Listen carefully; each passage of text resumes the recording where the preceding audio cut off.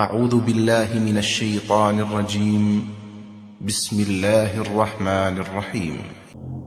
اللہ رب العزت نے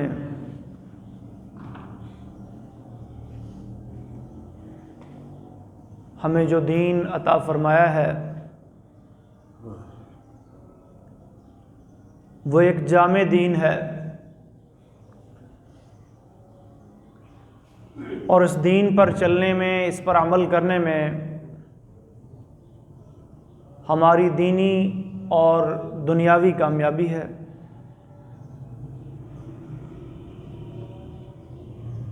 ایک وقت تھا کہ انسانیت ظلمت و ضلالت میں ڈوبی ہوئی تھی، ہر طرف اندھیرا ہی اندھیرا تھا، ظلم و فساد، قتل و غارت گری کا بازار گرم تھا۔ ظہر الفساد فی البر والبحر، اللہ فرماتے ہیں خشکی، سمندر، ہر جگہ فساد ہی فساد۔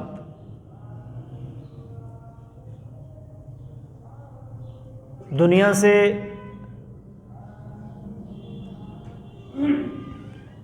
توحید ختم ہو چکی تھی، اللہ کو، اللہ کے پیغام کو، نبیوں رسولوں کے پیغام کو لوگ بھول چکے تھے، ضلال مبین کے اندر تھے۔ اللہ تبارک و تعالی نے آخر الزمان پیغمبر جناب محمد الرسول اللہ صلی اللہ علیہ وسلم کو مبعوث فرمایا۔ بعث فی الامیین رسولا منہم یتلو علیہم آیاتہ ویزکیہم ویعلمہم الکتاب والحکمہ وَإِن كَانُوا مِن قَبْلُ لَفِي ضَلَالٍ مُبِينٍ۔ اللہ کے رسول آئے، انہوں نے لوگوں کو اللہ کی کتاب پڑھ پڑھ کے سنائی، انہیں کتاب و حکمت کی تعلیم دی، ان کا تزکیہ کیا، انہیں پاک کیا، اور انہیں یخرجہم من الظلمات الی النور، اندھیروں سے نکال کر روشنی کی طرف لائے، انہیں اللہ کی پہچان کروائی۔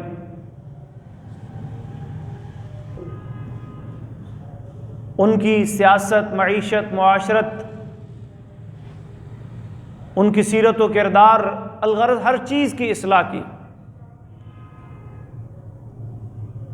پھر دنیا نے دیکھا کہ وہی لوگ جو کل تک ایک دوسرے کے گلے کاٹ رہے تھے، ایک دوسرے کے خون کے پیاسے تھے،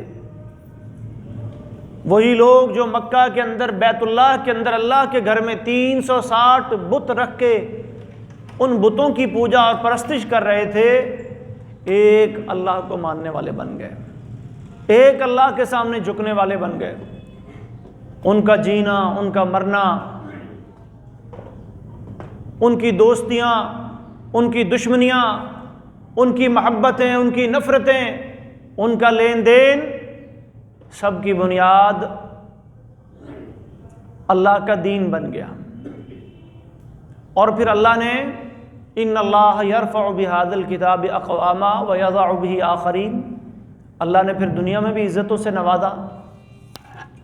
جو وعدے اللہ نے کیے تھے، وعد اللہ الذین آمنوا منکم وعملوا الصالحات لَيَسْتَخْلِفَنَّهُمْ فِي الْأَرْضِ وَلَيُمَكِّنَنَّ لَهُمْ دِينَهُمُ الَّذِي ارْتَضَىٰ لَهُمْ وَلَيُبَدِّلَنَّهُمْ مِن بَعْدِ خَوْفِهِمْ أَمْنًا، وہ وعدے اللہ نے پورے کیے۔ اللہ نے زمین کی خلافت بھی عطا فرمائی، روم اور ایران کی بادشاہتیں مسلمانوں کے سامنے سرنگوں ہو گئیں۔ خلافت راشدہ کے اندر مسلمانوں نے وہ نظام قائم کیا، دنیا آج جس کی مثال پیش کرنے سے قاصر ہے۔ معاشی، معاشرتی، سیاسی، ہر میدان میں دین کی برکت سے مسلمانوں نے جھنڈے گاڑے، اور اللہ نے آسمان سے، زمین سے برکتوں کے وہ دروازے کھولے، جیسا کہ اللہ کا وعدہ ہے وَلَوْ أَنَّ أَهْلَ الْقُرَىٰ آمَنُوا وَاتَّقَوْا لَفَتَحْنَا عَلَيْهِمْ بَرَكَاتٍ مِّنَ السَّمَاءِ وَالْأَرْضِ، اگر بستیوں والے، شہروں والے، دنیا والے ایمان اور تقوی ان دو چیزوں کو اختیار کر لیں، اللہ کی توحید پہ کھڑے ہو جائیں، دین اسلام کے اندر پورے کے پورے داخل ہو کر اللہ کے دین پہ چلنے والے بن جائیں، اللہ فرماتے ہیں لَفَتَحْنَا عَلَيْهِمْ بَرَكَاتٍ مِّنَ السَّمَاءِ وَالْأَرْضِ، ہم ان پر آسمان اور زمین کی برکتوں کے دروازے کھول دیں گے۔ وہ برکتوں کا نقشہ پھر دیکھا کہ وہی مسجد نبوی جب بن رہی تھی، صحابہ کرام پتھر اور اینٹیں لے لے کے آ رہے تھے، خود اللہ کے نبی اس مسجد میں، اس کی تعمیر میں صحابہ کے ساتھ لگے ہوئے تھے، کھجور کی چھتوں اور کھجور کے تنوں سے اس کی دیواریں اور اس کی چھت ڈالی گئی، اور پھر اسی مسجد نبوی کے اندر روم کے، ایران کے، مصر کے، شام کے جتنے بڑے بڑے غنیمتوں کے مال آئے، سونے کے، چاندی کے، ہیرو اور جواہرات کو ڈھیر لگے پڑے ہیں۔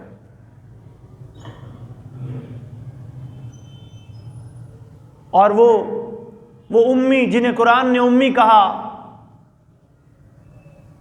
جہاں کوئی سکول، کوئی مدرسہ، کوئی یونیورسٹی، کوئی انسٹیٹیوشن، کوئی ادارہ نہیں تھا، جناب محمد الرسول اللہ صلی اللہ علیہ وسلم کے تربیت یافتہ افراد، کوئی شام کا گورنر بن رہا ہے، کوئی حمص کا گورنر بن رہا ہے، کوئی یمن کی نظامت کو سنبھالے ہوئے ہے، کوئی مصر پہ حکمران ہے، کوئی مکے کا گورنر ہے، کوئی کسی علاقے کا کنٹرول اور کوئی کسی علاقے کا نظام سنبھال رہا ہے۔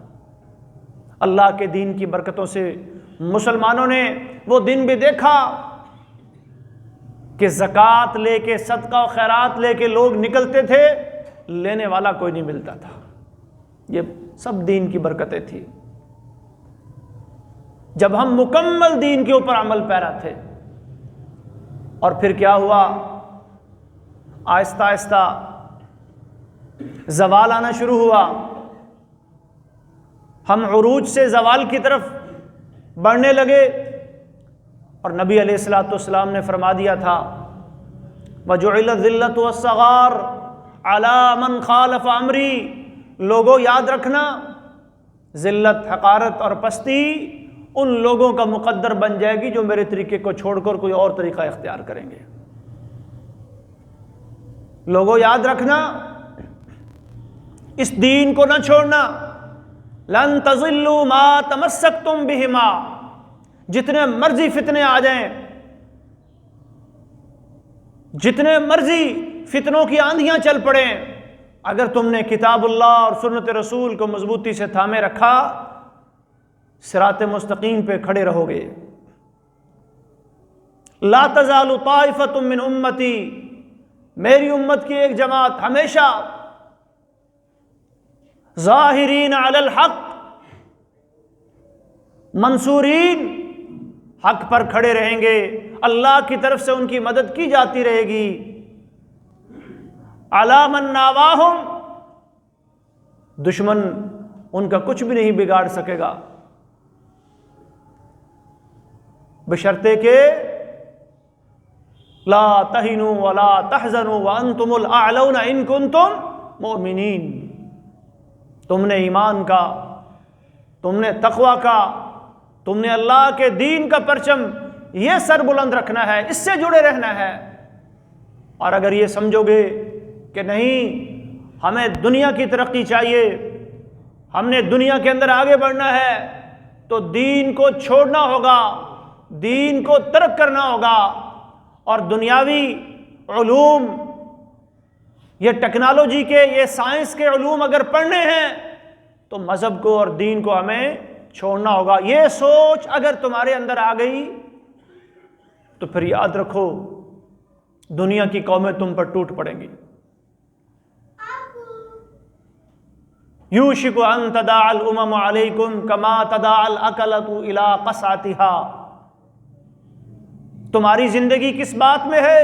یا ایھا الذین آمنوا استجیبوا للہ وللرسول، ایمان والو اللہ اور اس کے رسول کی بات اس کو تم نے قبول کرنا ہے، اس پر تم نے عمل کرنا ہے۔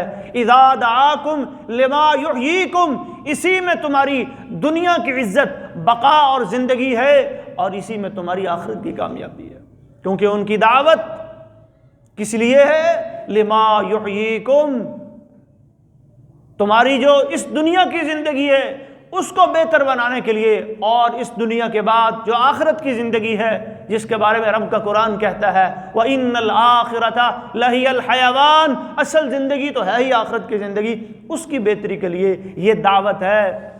اس دعوت کو تم نے نہیں چھوڑنا۔ استجیبوا للہ وللرسول، بات ماننی ہے کس کی؟ اللہ کی، اللہ کے رسول کی۔ اذا دعاکم، وہ جب بھی تمہیں بلائیں، جب بھی تمہیں دعوت دیں کہ آؤ،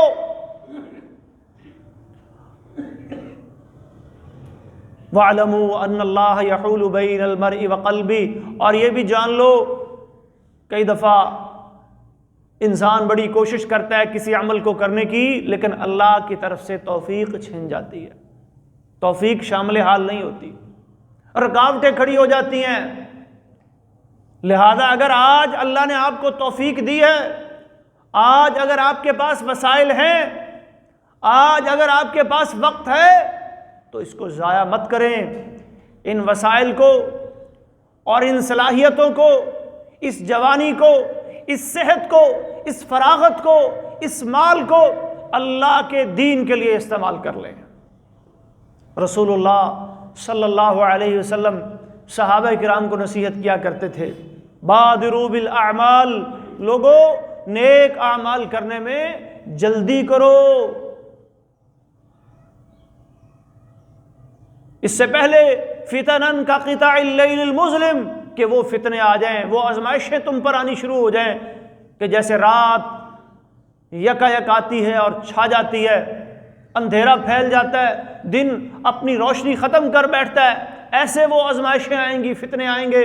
یصبح الرجل مؤمنا ویمسی کافرا، صبح بندہ ایمان کی حالت میں کرے گا، شام کو کفر کی طرف گیا پڑا ہوگا۔ او یمسی مومنا ویصبح کافرا، یا شام کو کیفیت ایمان والی ہے، صبح اٹھے گا تو ایمان والی وہ کیفیت ختم ہو چکی ہوگی۔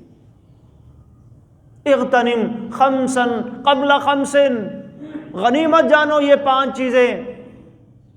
حیاتک قبل مماتک، زندگی اللہ کی ایک نعمت ہے، موت کے آنے سے پہلے اس سے فائدہ اٹھا لو۔ وشبابک قبل حرمک، بڑھاپے کے آنے سے پہلے جوانی کی نعمت، اس کو اللہ کے دین کے لیے استعمال کر لو۔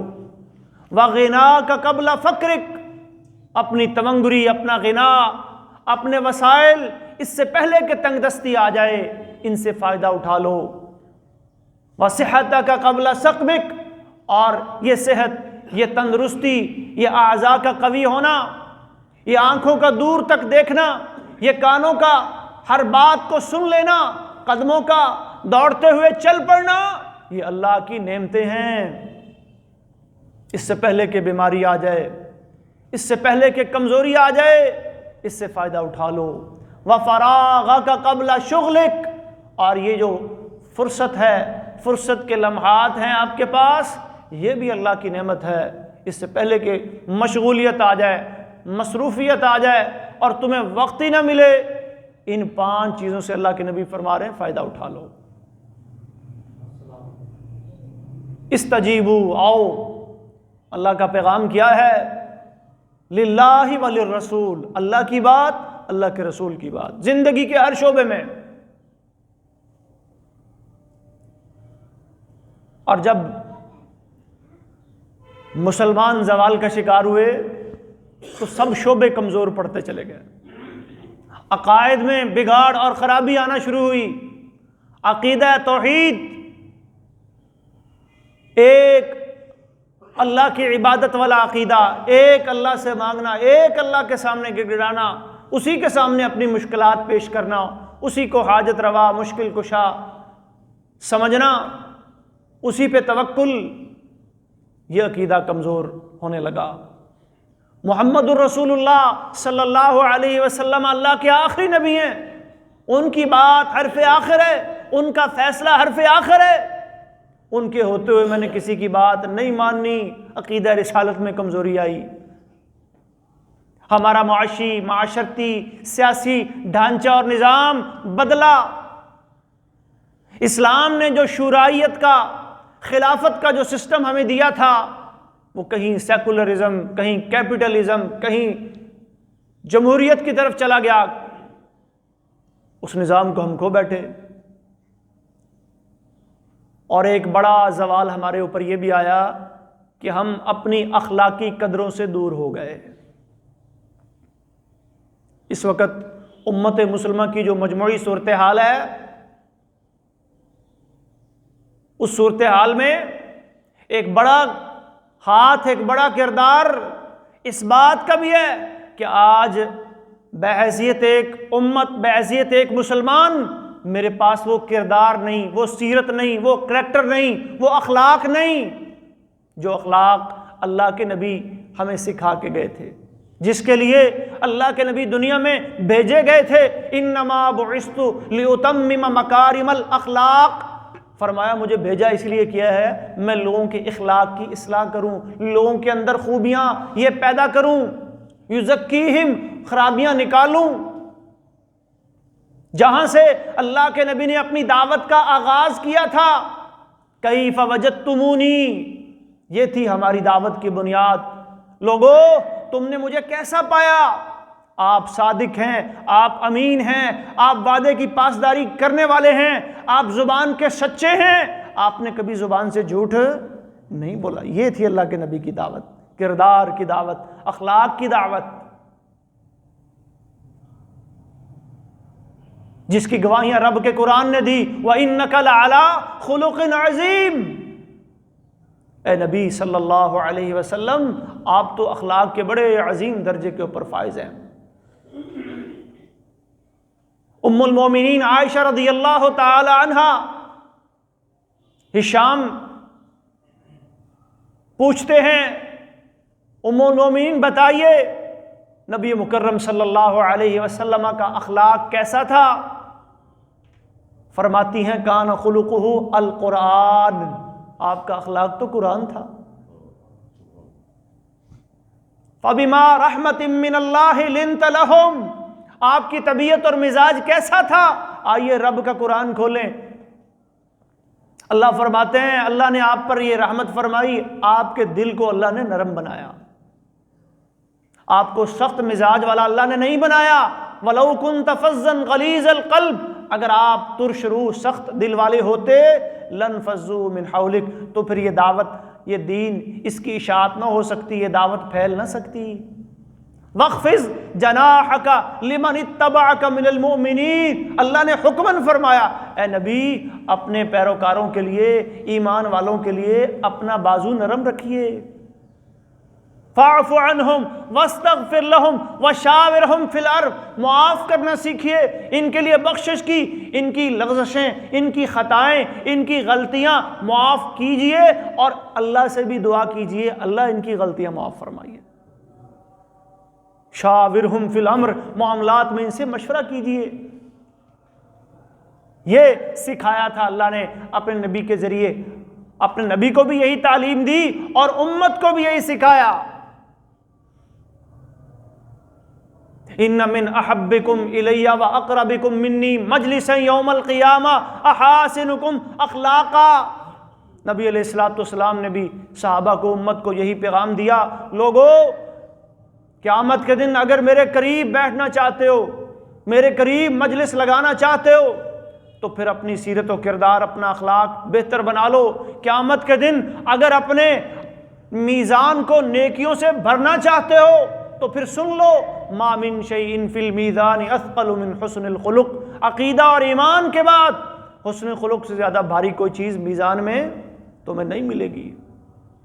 جنت چاہتے ہو تو سن لو، سئل رسول اللہ صلی اللہ علیہ وسلم عن اکثر ما يدخل الناس الجنہ، سوال کیا گیا اللہ کے رسول صلی اللہ علیہ وسلم نے سے کہ سب سے زیادہ لوگوں کو جنت میں لے جانے والا عمل کون سا ہے؟ فرمایا تقوی اللہ و حسن الخلق، ایک اللہ کا ڈر اور دوسرا انسان کا اچھا اخلاق۔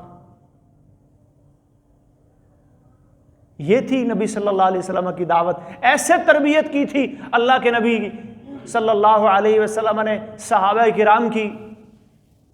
اور پھر جو عبادات اسلام نے ہمیں دی ان کے پیچھے اگر جا کے دیکھیں، نماز کے بارے میں کیا فرمایا؟ ان الصلاۃ تنہی عن الفحشاء والمنکر۔ یہ نماز صرف ایک عبادت کا نام نہیں ہے، یہ عبادت آپ کی تربیت کرے گی۔ جب نماز پڑھ کے آپ نکلیں گے تو پھر آپ ایسے ہوں گے کہ آپ کسی برائی والے، کسی بے حیائی والے کام کے پاس نہیں جائیں گے، یا آپ کی نماز آپ کو روکے گی۔ اگر آپ نے ویسے روزہ رکھا جیسے اللہ روزہ رکھنے کا حکم دے رہے ہیں اور جیسے اللہ کے رسول نے رکھ کے دکھایا ہے، فرمایا تو پھر آپ جھوٹ کے قریب نہیں جائیں گے۔ من لم يدع قول الزور والعمل به فليس لله حاجہ في ان يدع طعامه وشرابه۔ جس کا روزہ اسے جھوٹ نہیں چھڑوا سکا، جھوٹ پر عمل نہیں چھڑوا سکا، تو پھر اس بھوک پیاس کا اللہ کو کوئی فائدہ، کوئی ضرورت نہیں ہے۔ زکوٰۃ کی باری آئی تو اللہ نے فرمایا خذ من اموالہم صدقۃ تطہرہم بہا وتزکیہم۔ اے نبی، ان سے آپ نے ان کے مالوں سے کیا لینا ہے؟ صدقہ لینا ہے، زکوٰۃ لینی ہے۔ اور وہ صدقہ زکوٰۃ لے کے کیا کرنا ہے؟ تطہر، انہیں پاک کرنا ہے، ان کا تزکیہ کرنا ہے، ان کے اندر سے حرص، لالچ، دھوکہ، فساد، ملاوٹ، یہ بیماریاں ان کے اندر سے صدقے کے ذریعے، زکوٰۃ کے ذریعے سے آپ نے ختم کرنی ہے۔ یہ زکوٰۃ اس لیے تھی، صدقہ اس لیے تھا کہ دنیا کی محبت، دنیا کا لالچ، دنیا کا حرص اور دنیا کمانے کے لیے ناجائز ذرائع میں ان کو چھوڑوں، اور میرا صدقہ، میری زکوٰۃ، میرا انفاق میرے اندر یہ جذبہ پیدا کرے کہ یہ مال، یہ ہاتھوں کی میل ہے، یہ اللہ کی امانت ہے، اور یہ میں نے حلال ذریعے سے کمانا ہے اور اپنا پیٹ اور اپنے بچوں کا پیٹ بھرنا ہے اور اس کو پھر اللہ کی راہ میں خرچ کرنا ہے، اس سے میرا دل نہیں لگانا۔ حج کے بارے میں بھی رب نے قرآن میں یہی فرمایا الحج اشہر معلومات فمن فرض فیہن الحج فلا رفث ولا فسوق ولا جدال فی الحج۔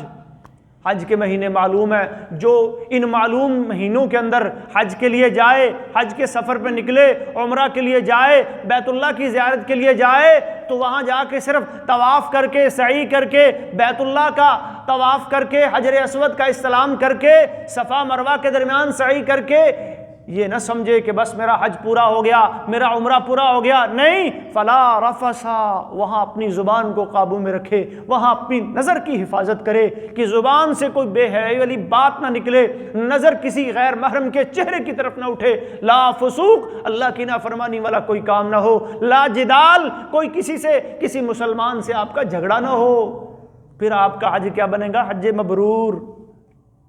ذرا عبادات پہ غور کریں تو عبادات بھی ہمیں کیا سکھا رہی ہیں؟ یہ ہماری تربیت ہے۔ اللہ ہمیں کیسا انسان بنانا چاہتا ہے۔ نبی علیہ الصلوۃ والسلام نے صحابہ کی کس انداز میں تربیت کی، کیا سکھایا ان کو؟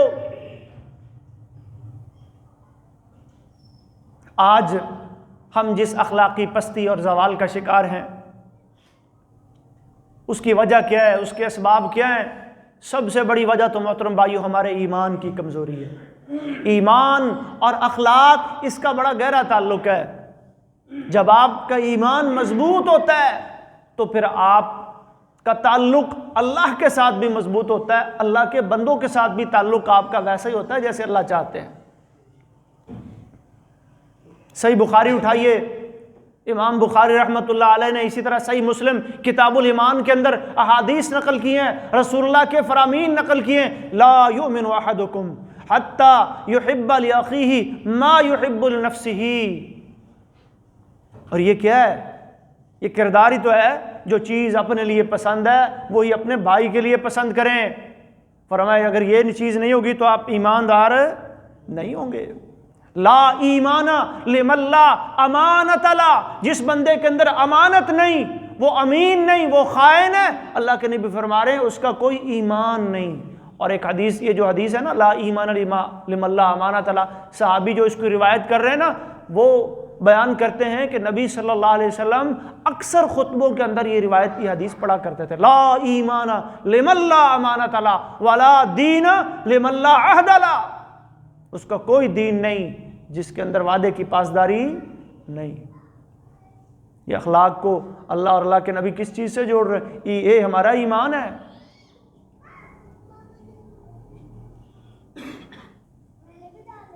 واللہ لا یؤمن، واللہ لا یؤمن، 3 بار ارشاد فرمایا۔ قیل من یا رسول اللہ، صحابہ نے عرض کی اللہ کے رسول کون؟ فرمایا من لا یأمن جارہ بوائقہ، جس کا پڑوسی اس کی شرارتوں سے محفوظ نہیں، ایسا بندہ صاحب ایمان نہیں ہو سکتا۔ یہاں بھی ایمان کے ساتھ جوڑ رہے ہیں اللہ کے نبی ہمارے اخلاق کو، اور ہم سمجھتے ہیں جی کوئی نہیں، یہ کون سا کوئی ایمان کا مسئلہ ہے، بس اللہ کو راضی کر لیں، نماز پڑھ لیں، روزہ رکھ لیں، زکوٰۃ حج دے لیں، یہ حقوق اللہ ہیں۔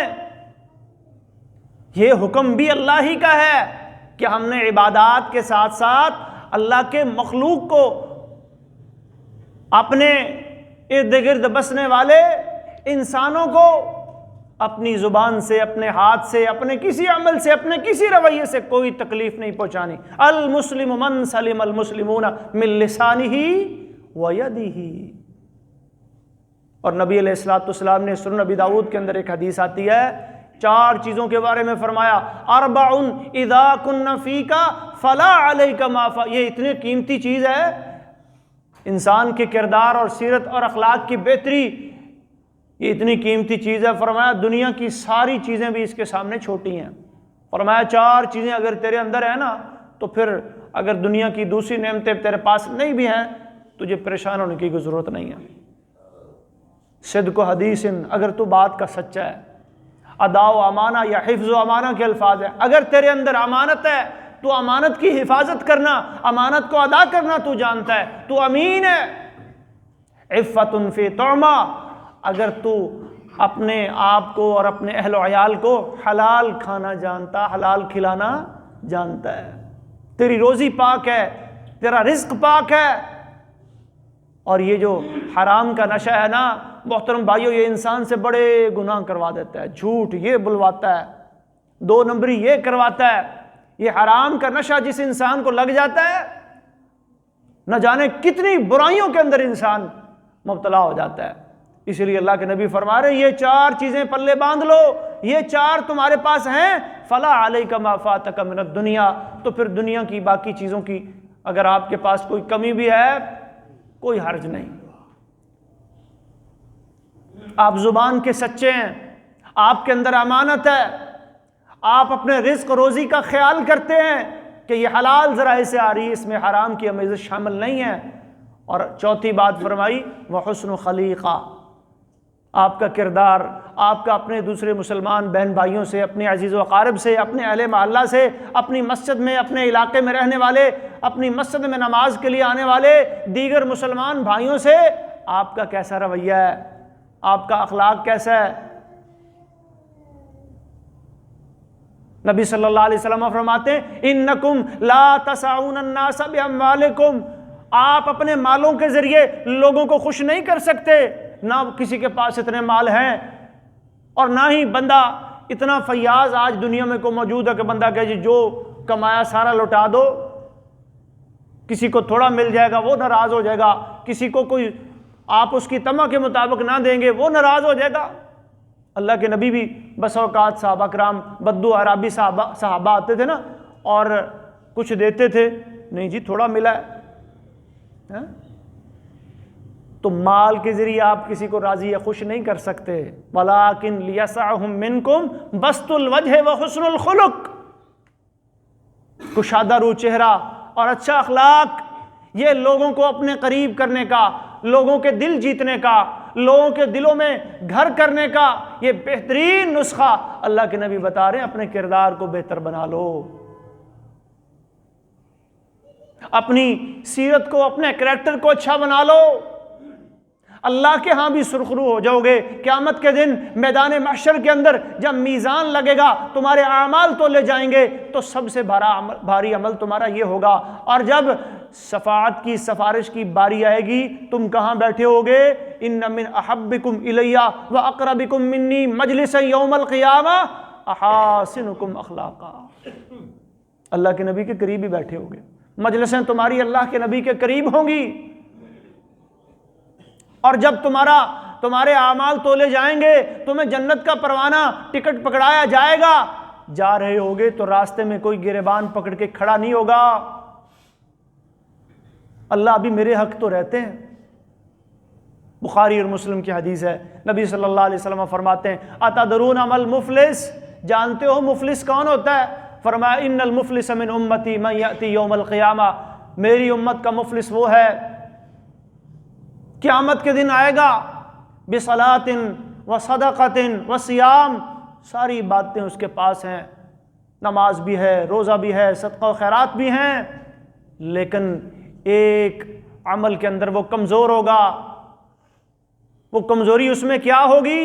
یاتی قد شتم ھذا قد ضرب ھذا اکل مال ھذا سفک دم ھذا، کسی کو نہ حق مارا ہے، کسی کو گالی دی ہے، کسی کا مال کھایا ہے، کسی کا حق لوٹا ہے، کسی کا گریبان پکڑا ہے، کسی کی عزت اچھالی ہے، کسی کی غیبت کی ہے، پکڑا جائے گا۔ آ جائیں گے مظلومین میدان کے اندر، اللہ آج تیری عدالت ہے، دنیا میں ہمیں انصاف نہیں مل سکا، اس نے خرید لیا تھا سب کچھ، بولو کیا چاہتے ہو؟ جواب دیں گے اللہ نیکیاں، روپے پیسہ درم و دینار یہ تو وہاں کام نہیں آئے گا۔ فَيُعْطَى هَذَا مِنْ حَسَنَاتِهِ وَهَذَا مِنْ حَسَنَاتِهِ وَهَذَا مِنْ حَسَنَاتِهِ، کچھ نیکیاں اس کو، کچھ اس کو اور کچھ اس کو دے دی جائیں گی۔ فَإِنْ فَنِيَتْ حَسَنَاتُهُ قَبْلَ أَنْ يُعْطَى مَا عَلَيْهِ، اگر اس کی نیکیاں مظلوموں کا حق دینے سے پہلے ختم ہو گئیں تو پھر ان کے گناہ لیے جائیں گے اور اس کے سر ڈالے جائیں گے۔ فَطُرِحَتْ فِي النَّارِ، اور پھر اس کو کہاں ڈال دیا جائے گا؟ آگ کے اندر ڈال دیا جائے گا۔ تو آج اپنے اخلاق کی فکر کر لیں، اپنے اس اخلاقی زوال اور گراوٹ کو سنبھال لیں۔ یہ ایمان کی کمزوری، یہ علم کی کمزوری کی وجہ سے یہ زوال آیا ہمارے اوپر، ہم نے دین کو صحیح معنوں میں سیکھا نہیں۔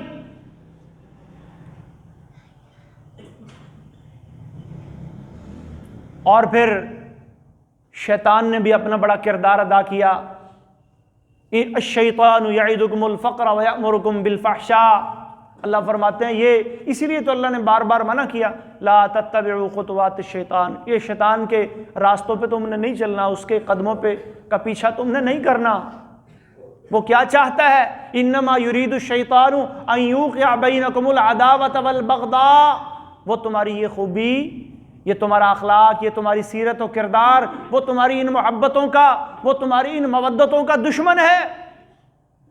جو مودتیں اور محبتیں اسلام کی وجہ سے اللہ نے تمہارے دلوں میں پیدا کی، مثل المؤمنین فی توادہم وتراحمہم وتعاطفہم کمثل الجسد، اسلام نے تمہیں ایک جسم کی طرح بنایا۔ شیطان کیا چاہتا ہے؟ ان یوقع بینکم العداوہ، وہ دشمنیاں ڈالے گا، بغضا بغض ڈالے گا،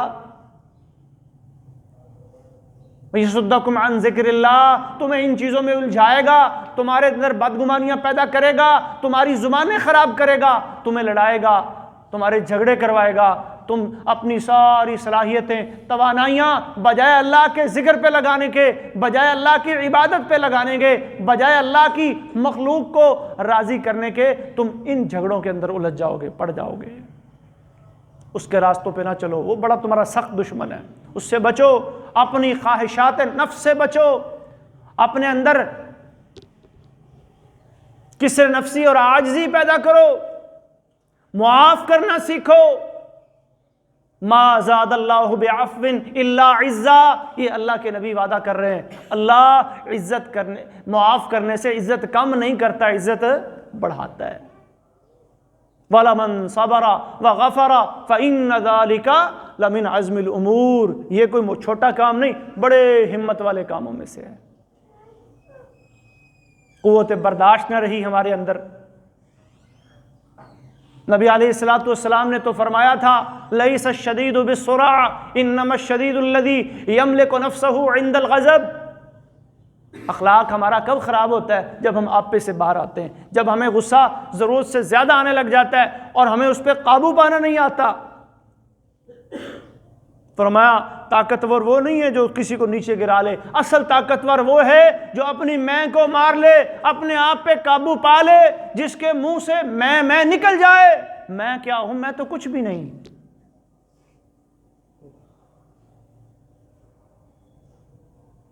ما انا، اللہ کے نبی اپنے بارے میں ما انا الا عبداللہ، میں تو صرف اللہ کا ایک بندہ ہوں. میں کیا ہوں؟ میں تو کچھ نہیں ہوں. جو بھی ہے اللہ رب العالمین. حجت ہے، اتھارٹی ہے، بات ماننی ہے، کہیں سٹینڈ لینا ہے، کہیں کھڑا ہونا ہے تو کس پر؟ استجیبوا للہ وللرسول. اپنی عصبیت پہ، اپنے تعصب پہ، اپنی انا پہ، اپنی ضد پہ نہیں کھڑا ہونا. یہ ضد، یہ حسد، یہ تعصب، یہ اہل کتاب کو لے ڈوبا.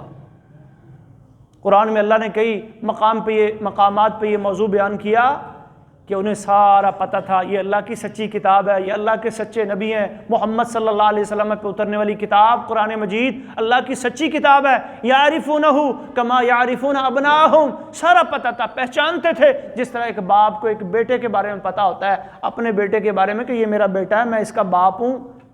سب انہیں پتہ تھا. کیوں نہیں ایمان لائے؟ کیوں مخالفت کی؟ حسدا من عند انفسہم، بغین، دو لفظ اللہ نے استعمال، ایک حسد کھا گیا ان کو، ایک ضد کھا گئی ان کو. تو یہ جو حسد اور ضد ہے نا، یہ انسان کے اعمال کو برباد کر دیتی ہے چیزیں، یہ آپ کی نیکیوں کو چاٹ جاتی ہیں، ختم کر دیتی ہیں. لا یجتمع فی جوف عبد الایمان والحسد، اللہ کے نبی فرما رہے ہیں، سنن نسائی کی روایت ہے، یہ ایمان اور حسد کسی بندے کے دل میں، پیٹ میں، یہ دو چیزیں اکٹھی نہیں رہ سکتی، یہ جمع نہیں ہو سکتی. دب الیکم داء الامم قبلکم، یہ ایک خطرناک بیماری ہے، یہ پہلے لوگوں میں بھی آئی، ان کو بھی تباہ و برباد کر دیا، یہ تمہارے اندر آئے گی تو پھر تمہیں بھی آہستہ آہستہ تباہ کر دے گی، برباد کر دے گی. تو آؤ لوگو، اللہ کا پیغام اور اللہ کے نبی کا پیغام یہی ہے، استجیبوا للہ وللرسول. اپنے کردار کی، اپنے سیرت کی، اپنے اخلاق کی بنیاد اللہ اور اس کے رسول کی بات پہ رکھو. اپنے گھروں کے اندر، اپنے رشتہ داروں کے اندر، اپنے دوست احباب کے اندر الحب فی اللہ والبغض فی اللہ. حق کی دعوت دو، حق کو پھیلاؤ، اللہ کے لیے کھڑے ہونے والے، اللہ کے دین کے لیے کھڑے ہونے والے بنو. اپنے ذاتی مسئلے، ذاتی معاملات، ان کو چھوڑ دو، ان کو ترک کر دو. یہ دنیا عارضی ہے، یہ دنیا فانی ہے. یہ دنیا سے ہم لوگوں کی نفرتیں اور بغض اور دشمنیاں لے کر نہ جائیں. ہم دنیا سے اس حال میں نہ جائیں کہ اللہ کی عدالت میں پہنچیں تو کوئی ہمارا گریبان پکڑنے والا ہو. ہم دنیا سے اس حال میں نہ جائیں کہ قبر میں جائیں تو ہماری قبر ہمارے اوپر کسی قرض کی وجہ سے سخت ہو جائے. نفس المؤمن معلقۃ بدین، اللہ کے نبی فرماتے ہیں کہ مومن کی جان اس کے قرض کی وجہ سے لٹکی رہتی ہے، حتی یقضى عنہ دینہ، جب تک وہ قرض ادا نہ کر دیا جائے. اپنے معاملات، لین دین کے معاملات، مالی معاملات صاف ستھرے رکھو. یہ آپ کے اعمال اللہ کی بارگاہ میں پیش ہوں تو اللہ فرشتوں سے یہ نہ کہیں اے دشمنیاں پال کے بیٹھا ہے، یہ دنوں کے اندر بغض اور نفرتیں پال کے بیٹھا ہے، اس کی غلطیاں معاف نہیں کرنی. اللہ کہتے ہیں فرشتوں سے انظروا ھذین حتی یصطلحا، ان دونوں کے کھاتے صاف نہیں کرنے، کیونکہ یہ کھاتے، نمازیں جو ہے، یہ وضو، یہ نمازیں، یہ مسجدوں میں آنا، یہ قدموں کا اٹھ کے آنا، ایک ایک قدم پہ کیا ہوتا ہے؟ یہ گناہوں والے کھاتے نل ہوتے جاتے ہیں نا جی، صاف ہوتے جاتے ہیں. لیکن جن کے معاملات اس طرح کے ہوں، اللہ کہتا ہے نہیں، ان کے رجسٹر ابھی باقی ہیں، ان کے حساب کتاب ابھی باقی ہیں، ان کے کھاتے صاف نہیں کرنے جب تک یہ اپنے دل صاف نہیں کرتے. حتی یصطلحا، جب تک ان کے دل نہیں صاف ہوتے ان کے گناہ باقی ہیں ان کے اوپر. تو کیوں گناہوں کا بوجھ لے کے ہر وقت انسان پھر رہا ہے؟ ختم کیجئے ان بوجھوں کو. آئیے اللہ کے دین کی خاطر اپنی محبت اور اپنی دشمنی، اپنی نفرت، اپنا لین دین، اپنے تعلقات، اپنے معمولات بنائیے. اور دوسری بات یہ یاد رکھیے کہ انما علیک البلاغ، میرا اور آپ کا، اللہ کے نبیوں کا کام یہ ہے کہ ہم نے اللہ کا پیغام اللہ کے بندوں تک پہنچانا ہوتا ہے. کسی پہ لاگو اور نافذ کرنا یہ ہمارا کام نہیں ہے. یہ توفیق اللہ دیتا ہے اور فیصلے بھی میرے اللہ نے کرنے ہیں. میں نے کسی کا فیصلہ نہیں کرنا، پھر اس کا اور اللہ کا معاملہ پھر اللہ پہ چھوڑ دیں، آپ خود فیصلہ کرنے والے بن کے نہ بیٹھیں کہ یہ ایسا ہے اس کے ساتھ یہ ہوگا، یہ ایسا ہے اس کے ساتھ یہ ہوگا۔ ان الرجل لیعمل بعمل اہل الجنہ، صحیح بخاری کی حدیث ہے، اللہ کے نبی فرماتے ہیں کہ ایک بندہ جنتیوں والے عمل کرتا رہتا ہے، حتی ما یکون بینہ وبین الجنت الا ذراع، حتیٰ کہ اس کے اور جنت کے درمیان صرف ایک ہاتھ کا فاصلہ رہ جاتا ہے، پھر وہ کوئی ایسا گناہ کر بیٹھتا ہے، ایسا کوئی اللہ کی نافرمانی والا، اللہ کی ناراضگی والا کوئی ایسا عمل اس سے ہو جاتا ہے کہ وہ جنت سے دور کر کے جہنم کے گڑھوں میں پھینک دیا جاتا ہے۔ اور دوسری طرف فرمایا کہ ایک بندہ ان الرجل لیعمل بعمل اہل النار، جہنمیوں والے عمل کرتا رہا یہاں تک کہ اس کے اور جہنم کے درمیان ایک ہاتھ کا فیصلہ رہ گیا، پھر اللہ کی توفیق ملی، اللہ کی طرف سے اس پہ نظر کرم ہوئی، اللہ کی رحمت نے اسے گھیرا، اسے ڈھانپا، اور کسی ایسے عمل کی توفیق اللہ تبارک و تعالیٰ نے اسے دے دی کہ وہ جہنم سے دور کر کے جنت کی وادیوں کا مہمان بنا دیا گیا۔ تو میری اور آپ کی فکر یہ ہونی چاہیے کہ ہم اللہ کی جنتوں میں پہنچیں، اور جنتوں میں پہنچنے کا بہترین راستہ محترم بھائیوں کیا ہے؟ استجیبوا للہ وللرسول، اللہ اور اس کے رسول کی بات کو ترجیح دینے والے بن جائیے۔ اللہ ہماری کمیوں کو تاہیاں دور فرمائے، اللہ ہمارے اخلاق، ہمارے کردار اور ہماری کریکٹر کی حفاظت فرمائے، ہماری کمزوریاں دور فرمائے، ہمارا عقیدہ توحید والا بن جائے، رسول اللہ صلی اللہ علیہ وسلم کی سنت کی اتباع کرنے والے بن جائیں، ہماری سیاست، ہماری معیشت، ہماری معاشرت، ہماری خوشیاں، ہمارے دکھ، ہمارے غم، سارے کے سارے ادخلوا فی السلم کافہ کا عملی نمونہ بن جائیں۔ وآخر دعوانا ان الحمد للہ رب العالمین۔ ایک سوال آیا ہے خواتین کی طرف سے دعا کے حوالے سے کہ اگر کوئی شخص اپنے گھر میں دعا کے لیے کہے کہ ہمارے گھر آئیں اور کھانا کھائیں اور دعا ہوگی، تو اس کے بارے میں قرآن و سنت کے اندر کیا تعلیمات ملتی ہیں؟ تو نبی صلی اللہ علیہ وسلم صحابہ کرام ان کو اپنے گھروں میں بلایا کرتے تھے، برکت کے لیے بلایا کرتے تھے، کھانے کی دعوت دیتے تھے، اور جو شخص بھی آپ کی دعوت کرتا آپ قبول فرماتے، چاہے وہ امیر ہوتا، غریب ہوتا، چھوٹا ہوتا، بڑا ہوتا۔ تو یہ آپ نہیں دیکھتے تھے، یہ بخاری شریف میں آتی ہے، ایک قصاب نے آپ کی دعوت کی، ایک جزار نے آپ کی دعوت کی، کبھی کوئی لونڈی یا غلام آپ کی دعوت کر رہا ہے، کبھی کوئی کر رہا ہے، آپ چلے جایا کرتے تھے۔ اور دوسری بات کہ وہاں جا کے پھر دعا کرنے والی جو بات ہے، تو دعا کرنے کے حوالے سے نبی علیہ الصلوۃ والسلام کا ایک عمل تو یہ ملتا ہے کہ آپ کھانے کے بعد دعا کیا کرتے تھے، اور وہ دعائیں حدیث میں آتی ہیں، اکل طعامکم الابرار وصلت علیکم الملائکہ وافطر عندکم الصائمون، یہ ایک دعا دیتے تھے کہ بھئی آپ نے مجھے دعوت دی ہے، اللہ کرے نیک لوگ آپ کا کھانا کھائیں، فرشتے آپ پر رحمت و برکت کی دعائیں بھیجیں، روزے دار آپ کے گھر آ کے روزہ کھولیں، آپ کا رزق وافر ہو جائے، آپ کے مال میں اللہ برکتیں عطا فرمائے۔ ایک دعا یہ بھی ہے اللہم اغفر لہم وارحمہم وبارک لہم فیما رزقتہم، یہ دعا بھی اللہ کے نبی کرتے تھے۔ اور بسا اوقات صحابہ کرام آپ کو یہ بھی کہہ دیا کرتے تھے ہمارے گھر میں کوئی نفل پڑھ دیں، کوئی نماز پڑھ دیں، برکت پیدا ہو جائے۔ اتبان بن مالک ایک صحابی تھے، ان کی نظر میں کچھ مسئلہ تھا، انہوں نے آپ کی دعوت کی، تو نبی علیہ الصلوۃ والسلام گئے اور کہا ہاں جی کہاں نماز پڑھنی ہے؟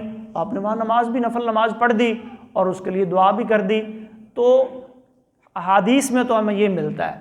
تو اب نبی علیہ الصلوۃ والسلام جاتے بھی ہیں، دعوت کھاتے بھی ہیں اور دعا بھی کرتے ہیں، جو دعائیں احادیث میں ملتی ہیں، لیکن وہ دعا یہ نہیں ہے کہ کھانا سامنے پڑا ہے اور اس پر کوئی مخصوص آیات پڑھی جا رہی ہیں یا اس پر کوئی مخصوص کلام پڑھا جا رہا ہے اور وہ پھر کلام جو ہے اس میں یہ کیا جا رہا ہے کہ جی یہ فلاں کی روح کو بخش دیا جائے یا فلاں کو جو ہے اس کا ثواب، اس طرح کا کوئی عمل نبی علیہ الصلوۃ والسلام سے یا صحابہ کرام سے نہیں ملتا۔ اور پھر ایسے موقع پہ اگر کوئی دعا کی درخواست کر دے کہ اللہ کے نبی میرا فلاں مسئلہ ہے، تو آپ اس کے لیے دعا، سلیم رضی اللہ تعالیٰ عنہ تو یہ اکثر نبی صلی اللہ علیہ وسلم کی دعوت کیا کرتی تھی اور اپنے معاملات میں دعا بھی اللہ کے نبی سے کرواتی تھی۔ حضرت انس کے لیے دعا کروائی کہ یہ آپ کا خادم، یہ میرا بیٹا ہے انس ہے، اس کے لیے دعا کریں، تو نبی علیہ الصلوۃ والسلام نے دعا کی اے اللہ اس کو لمبی عمر عطا فرما، اس کے مال میں برکت عطا فرما اور اس کو بخش دے، مطلب بخشش کی دعا۔ انس کہتے ہیں دو دعاؤں کا ثمرہ تو میں نے اپنی زندگی میں دیکھ لیا، کہ میں بصرہ میں چلے گئے تھے، یہ کہتے ہیں کہ 100 کے قریب میرے خاندان کے لوگ، میری نسل میں سے اللہ نے مجھے 100 پوتے پوتیاں نواسے نواسیاں اور پھر ان کی آگے اولاد 100 تو میں نے دیکھ لیے، اتنی لمبی اللہ نے ان کو عمر دی۔ اور پھر انس رضی اللہ تعالیٰ عنہ کا ایک باغ تھا، تو اللہ کے نبی نے مال میں برکت کی دعا کی، کہتے ہیں وہ باغ سال میں 2 مرتبہ پھل اٹھاتا تھا، لوگوں کے باغ 1 مرتبہ پھل اٹھاتے تھے اور میرا باغ 2 مرتبہ پھل اٹھاتا تھا۔ تو کسی کے گھر میں جا کے اگر کوئی اس طرح کی اس نے کھانے کی کوئی ترتیب بنائی ہے اور وہاں آپ اس کے لیے دعا کر دیتے ہیں تو شرعاً اس میں کوئی مذائقہ نہیں ہے، لیکن اس کو ایک رسمی سی شکل نہیں دینی چاہیے، اس کو کوئی فارمیلٹی یا ایک رواج یا رسم نہیں بنانا چاہیے۔ تو نبی علیہ الصلوۃ والسلام سے یہ چیز ثابت ہے۔ اور اسی طرح وہ دعا کھانے کے اوپر پڑھ کے اس کے پہ پھونکے شونکے مارنا، یہ چیز نبی علیہ الصلوۃ والسلام سے ثابت نہیں ہے۔ اللہ عمل کرنے کی توفیق عطا فرمائے۔